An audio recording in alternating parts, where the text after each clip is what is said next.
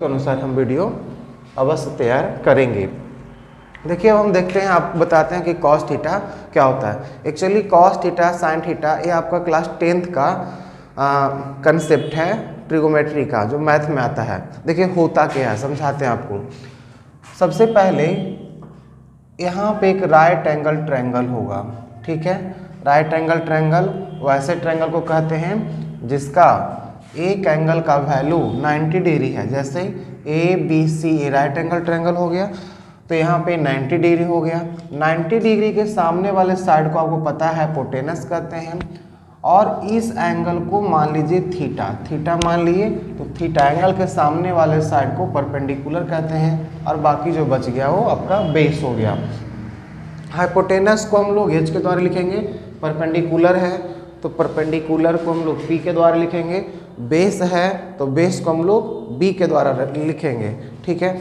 अब जो है यहाँ पर 3 पढ़ने होते हैं जिसको हम लोग बोलते हैं टीआर, ट्रिगोमेट्रिकल रेशियो।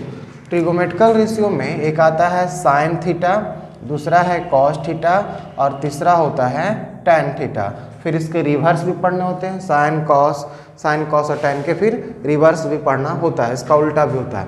हम लोग को सिर्फ मतलब है कॉस थीटा से, पर हम आपको समझा देते हैं। देखिए साइन थीटा क्या होगा, अगर परपेंडिकुलर को हाइपोटेनस से डिवाइड करेंगे तो आपका साइन थीटा आ जाएगा।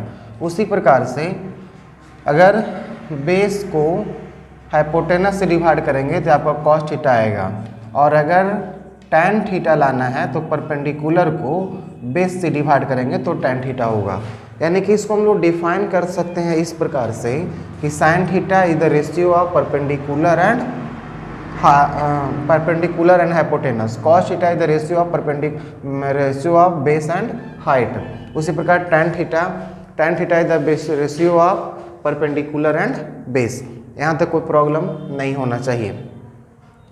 अब यही होता है, इसको हम ट्रिगोमेट्रिकल रेशियो बोलते हैं, इसी को हम लोग टीआर बोलते हैं, ट्रिगोमेट्रिकल रेशियो कहते हैं। अब हम लोग बात करेंगे कॉस थीटा के बारे में। देखिए कॉस थीटा के बारे में हम लोग कैसे इसका वैल्यू निकालेंगे। बहुत आसान है इसका वैल्यू निकालना, कॉस थीटा का वैल्यू निकालना बहुत आसान है। हम इसको इस जगह पर लिख देते हैं ताकि थोड़ा आपको आसानी होगा।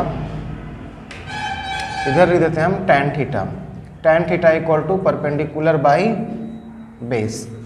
देखो गाइज हम लोग को वैल्यू सिर्फ इसका आएगा, और कुछ खास एंगल का ही आएगा, कुछ पर्टिकुलर एंगल्स का ही आएगा।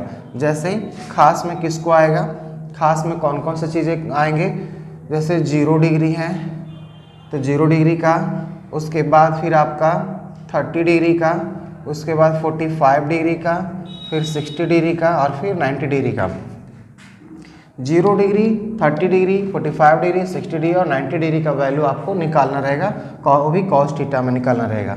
आप करोगे क्या, तो देखिए करना क्या है। सबसे पहले क्या है, स्टेप नंबर 1। स्टेप नंबर 1 में 0 से 1 तक लिखिए, 0 1 2 3 4।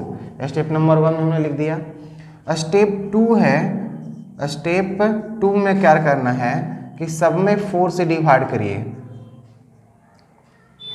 तो 0/4, 1/4, 2/4, 3/4 और 4/4 ये हो गया। थर्ड स्टेप जो आपका होगा, स्टेप थर्ड में है, स्टेप थर्ड आपका ये है, इसको डिवाइड करके निकालिए, तो 0 हो जाएगा, ये हो जाएगा 1/4, एक कट जाएगा तो 1/2, ये आपका 3/4 का 4 हो जाएगा, और एक कट के हो जाएगा 1। और जो लास्ट एंड फाइनल स्टेप है, स्टेप नंबर 4, सब पर स्क्वायर रूट चढ़ा दीजिएगा, तो सब पर स्क्वायर रूट चढ़ाइए।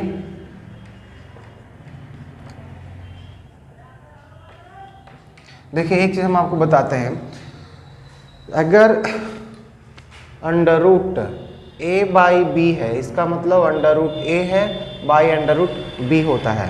मान लीजिए कि अंडर रूट 25/16 है, इसका मतलब 25 अंडर रूट 20/16 यानी कि 5/6, नॉमिनेटर का बाई डोमिनेटर, दोनों का जो है वो रूट हो जाएगा, दोनों का रूट होगा। अब जो है यहाँ पर जो लास्ट आएगा, फाइनली जो आएगा, अब वो क्या आएगा, ये हमारा 0 हो जाएगा। इसका निकालोगे तो 1/2, क्यों, और इसका 1/√2 हो गया। उसी प्रकार से इसको निकालोगे तो ये √3/2 और ये हो गया 1। गैज ये जो वैल्यू हुए हैं ये वैल्यू साइन का है, ये जो वैल्यू आया ये वैल्यू साइन का है, यानी कि अगर हम साइन 30 की बात कर, साइन 0 की बात करें तो 0 होगा, साइन 30 की बात करें तो 1/2 होगा, साइन 45 का तो 1/√2 होगा, साइन 60 की बात करें तो √3/2 होगा और साइन 90 की बात करें तो 1 होगा। लेकिन अगर कॉस का वैल्यू निकालना है, हमको तो साइन से नहीं मतलब, ये साइन थीटा का वैल्यू आया, लेकिन हमको निकालना है कॉस का। तो कॉस का वैल्यू निकालने के लिए क्या करना है, बस कॉस थीटा का अगर कॉस निकालना है तो चेंज इसको 0 डिग्री, 30 डिग्री, 45 डिग्री, 60 डिग्री और 90 डिग्री आपको क्या करना है, जो साइन का वैल्यू है उसी को चेंज कर देना है, उसको चेंज करना। तो यहाँ से चेंज करिए तो 1 हो जाएगा, इसके बाद ये √3/2 हो जाएंगे, ये 1/√2 1/2 और ये हो जाएगा आपका 0 होगा। एक चीज़ गौर करिएगा, एक क्वेश्चन आता है कि किस पर वर्क डन डिपेंड करता है, वर्क डन कौन कौन सी चीज़ों पे डिपेंड करता है। तो वर्क डन 3 चीज़ पर डिपेंड करता है, फोर्स, डिस्प्लेसमेंट और एंगल पर। अगर फोर्स बढ़ेगा तो वर्क डन बढ़ जाएगा, यानी कि डायरेक्टली प्रोपोर्शन का रिलेशन है। अगर डिस्प्लेसमेंट बढ़ेगा तो वर्क डन बढ़ जाएगा, लेकिन अगर एंगल बढ़ेगा, आप देख लीजिए 0 से 0 डिग्री हुआ, 30 डिग्री, 45 डिग्री, 60 डिग्री और 90 डिग्री, एंगल बढ़ रहा है तो क्या हो रहा है, एंगल बढ़ रहा है तो उसका वैल्यू घट रहा है। यहाँ 1 था, यहाँ √3/2 हो गया, वहाँ 1/2 हो गया, यहाँ पे 1/2 हो गया और ये 0 हो गया, यानी कि एंगल बढ़ने पर वर्क डन घट जाएगा, एंगल बढ़ेगा तो वर्क डन घट जाए। तो गाइज हमने इस वीडियो में ये डिस्कस किया कि आप पार्टिकुलर एंगल का जो है वर्क डन कैसे निकालेंगे, खास कंडीशन में वर्क डन कैसे निकालेंगे। आई होप ये वीडियो आपको अच्छा लगेगा। अगर आपको अच्छा लगेगा तो प्लीज़, मैं एक नया मुहिम शुरू किया हूँ, एक नया टारगेट है, एक नया लक्ष्य है, तो आप इसमें हमें कोऑपरेट करिए। जहाँ तक होगा हम भी इसमें फ्री ऑफ सर्विस कॉस्ट आपको सर्विस कर सेवा प्रोवाइड करते हैं। तो अगर आपको ये वीडियो पसंद आया तो इसको लाइक करिए, सब्सक्राइब चैनल को कर दीजिए और इसे शेयर भी करिए। Thank you very much.